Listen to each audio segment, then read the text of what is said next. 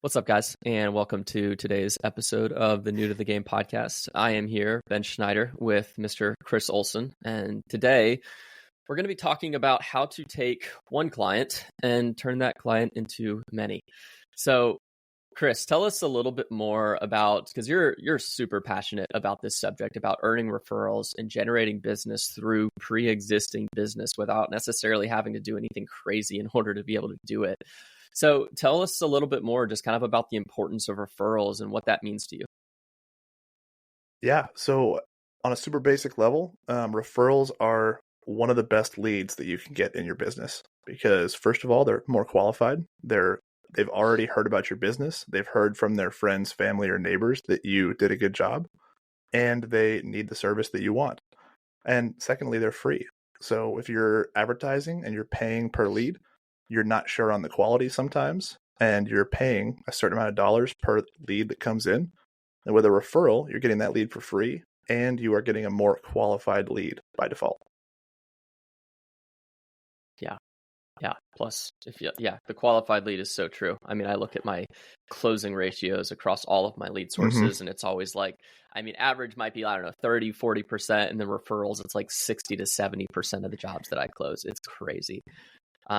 So tell us when you're out there and you're working with a client and you're wanting to be able to find ways to be able to generate more business out of the client. What have you found to be, I guess, some of the strategies that you found to be successful in being able to do this in a way that, again, truly does take one client and ultimately convert them into, well, I don't know, what do you want to call them, a lead generating machine? What does that look like on your side? Yeah, I think what it comes down to, what I'd call it is, instead of just creating a client, you're creating a relationship or a fan of your business, and you're creating a referral source for future business. And I think what it starts with, and what I've always found to be the most important, is the client experience. So if you're not getting referrals, the first thing I would look at is, are you providing a quality client experience? And that doesn't always look like doing a good job. You might be a really, really phenomenal painter, but if your customers don't love and enjoy your client experience, they're less likely to refer you to their friends, family, neighbors, and all those other people. So for me, what that looks like is answering your phone all the time, so you get to them right away when they call the first time. It looks like setting their appointment and getting them an estimate in an efficient amount of time. It looks like being competitive and reasonable in your pricing, whether that means being, I don't like talking about market rate because obviously you have to charge whatever you need to charge to run your business. But if you are in the outrageously expensive category, you have to have a crazy good client experience in order to justify that cost. But if you're in a competitive range of your market, you'll get a lot more referrals. If you're not making any money, that's a different conversation. But if you are competitive, if you are providing that good quality service and experience for that price, and your experience from start to finish, like I was saying, your initial inquiry, your time on site, your pre-job reminders, checking in with the customer, showing up when you say you're going to show up, doing quality work, leaving the customer's home in a better state than you found it, and just being polite, friendly, outgoing, talkative, making sure that they're happy throughout the job and at the end, and then closing out the job in a way that leaves them feeling happy with a home that is better than you found it, with no unfinished portions of the job, and they are happy. It's so much more likely that at the end, when you wrap up, you're not only going to get that 5-star review when you ask for it, but if you ask them like, hey, do you have any friends or family or your neighbors or anybody else that you could refer to us for business? Or 6 months down the road, when their friend asks them like, hey, do you know a good sod installer? I just bought a new house and my backyard is entirely dirt. And they think, oh yeah, I used Ben and his sodding company to do my backyard, and I love the whole experience. It was awesome. Give him a call. Here's his number. You're just going to get more of those referrals if your client experience is stellar. Can you tell me a little bit more about when you're asking for a referral? Because I think that's something that a lot of people tend to overlook, is like, it's just, okay, if I'm just going to provide a great experience and that person's by default going to refer me. Sometimes there's just people that just don't think about it. They just literally don't think about it. We live in a selfish environment, and that's just the nature of things. So when it comes to actually asking someone to refer, that seems, at least for me, that can, and I imagine for some people, that can come across as awkward sometimes, if not done well. how do you navigate the conversation when let's just say you've completed an installation, maybe you're like kind of pre-doing it and you're asking the question in advance of your installation or your work completed. What does that conversation normally look like? So for me specifically, I have referral programs within my business. So not only when I'm on site or my employees are on site, they mention it to people. So they'll say, "Hey, do you have any neighbors or friends or family that might need our services? Do you feel like we've done a great job and that you'd want to refer us to your friends and family? Did we provide you a 5-star experience?" I mean, our crews are trained to ask those questions and talk to people about it. And I think if you ask in a way that is more from a perspective and from a place of asking them to make sure that we did a good job, it puts it on their mind. Then we also have follow-up systems. So when they get their final invoice, the bottom of their invoice always has a little note that says,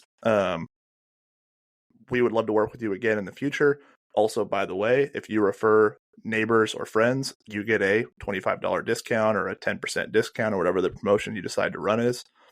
And then on top of that, a couple weeks after the job, they get another follow-up email just saying, "Hey, we just wanted to check in with you. We hope you enjoyed your service. If there's any issues or problems, please give us a call at the office. Also, don't forget that if you refer XYZ, you get a discount on your next service." And we also have referral programs for multiple customers and jobs in the same day. So because we do service call appointments, we bounce all over the place. I mean, we service an area that covers 5 counties and hours of driving. So it's obviously way better for us to drive out to an area and do 3 jobs in the same street than it is to do 3 jobs in 3 different cities. So what we do is we offer a discount of 10 or 15% off if we have 2 or 3 neighbors that all want to get a service done on the same day. So we actually have a lot of recurring revenue clients that hire us every year, but they coordinate with their neighbors and all 3 neighbors get the job done on the same day.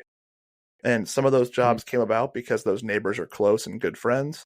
Some of them came about because they saw that referral request and they said, "Oh man, that's a good idea. I really should talk to my neighbors and see if we can get it done on the same day."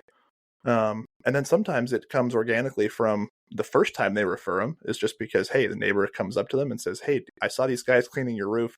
I saw their truck. I saw the guys up on the roof. Can I have their number? I need to get my roof done too so I can get an estimate."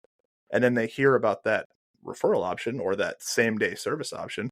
And then the next year they get them done on the same day. So there's a handful of ways you can do that to start a referral program. And there's a lot of people that have issues with paying for referrals. But here's what I'd ask you. So if you do 2 jobs a day that each cost $500, so you're doing $1,000 a day, and you're including time for driving and running around and lag time. If you give that customer a discount, say $20 off, $50 off, whatever it is, and you can do both those jobs on the same street on the same day, you're making the same amount of profit at the end of the day, and the customers feel like they're getting a good deal. Even if you were paying for that labor referral, costs are less. Yeah, exactly. Yeah, even if you're just giving that customer a $25 Starbucks gift card, you're still making more profit than you would if you had to drive 30 minutes in between those 2 jobs. Especially if you're thinking about a business like mine where I'm paying 2 guys by the hour to sit in the van plus fuel to drive around. Like when I look at my labor numbers, 30% of my payroll every month is drive time, which is enormous. But it's just part of the business I run. So if I can narrow that down by a couple hours here and there and give that client a discount, it makes the client feel good. They appreciate it. They get a discount. They get our neighbor a discount. And then both people, both the referral source and the referral, get their job done for a little bit cheaper. And we still make the same, if not more, profit on that day. And there's a lot of different creative ways you can build programs like that. But what it starts with is thinking about how can I both create an experience that a client would want to refer to their friends and neighbors and family. And then it also starts with how can I incentivize it or remind people or keep them top of mind. Or like Ben was talking about, just straight up asking them for the referral. Hey, do you know anybody, friends, family, neighbors that would want to do it? And then if they say no, it's like, well, do you have any neighbors you really don't like that you could refer to us? Yeah, it's so, I mean, you gotta get the failures out of the way first. I mean, the asking those kind of questions can feel awkward at first, but then with time, it's just like, hey, like you can make it like Chris said, just make it a joke, even like just casually but jokingly be like, look, we're gonna be in your neighborhood here in a couple of weeks. I mean, is there anybody else that you're gonna want to package that might be interested in packaging in their installation with yours while we're doing this at the same time, or your service at the same time? We're running a special where we do XYZ. You don't even have to run a special. You can just do it without running a special and just say, hey, like we'd love to be able to service a few people at one time and everyone help boost the neighborhood or something like that. Or hey, when we're wrapped up with this thing, if we knock it out of the park, would you be open to maybe just like sharing about us on your Facebook page or neighborhood page? And yeah, again, it's just it becomes casual, it becomes easy, but it's just one of those things like people are totally fine and totally normal if you ask them those to do those types of things. And I always like to throw it in like, look, if we completely drop the ball and we screw it up, then please don't refer us. But if we do, then we would love to be able to make sure that we can earn some additional business in this neighborhood. And people appreciate that ask. They like, again, most people, as I've said many times before, like most people actually do. It makes them feel good to support a small business. So never be afraid to just look, hey, we'd love to earn some business in this neighborhood. Is there any ways that you think we might be able to reach some of the neighbors as well? And just bring them into that experience and opportunity. Yep. Yeah. And one last thing I want to touch on too is everything we've been talking about to this point is warm referrals, meaning you worked with a client, that client refers you. But don't write off the power of leaving a business card on a neighbor's doorstep or a door hanger or postcards in that same neighborhood too, because that is essentially a referral because you are in that neighborhood, you're working. That means that one of their neighbors hired you. And then if they see you working, see your truck, and then they see your card on their doorstep, automatically you have some credit and buy-in because one of their neighbors already hired you. Awesome. Well, I think we're going to wrap this up with that. We could talk all day about this, but we have a whole marketing course in the works right now and a whole list of topics in this area. So there's a lot of overlapping topics when it comes to marketing and finding jobs. So we are going to keep talking about that on future episodes, but we're also working on a pretty in-depth marketing course.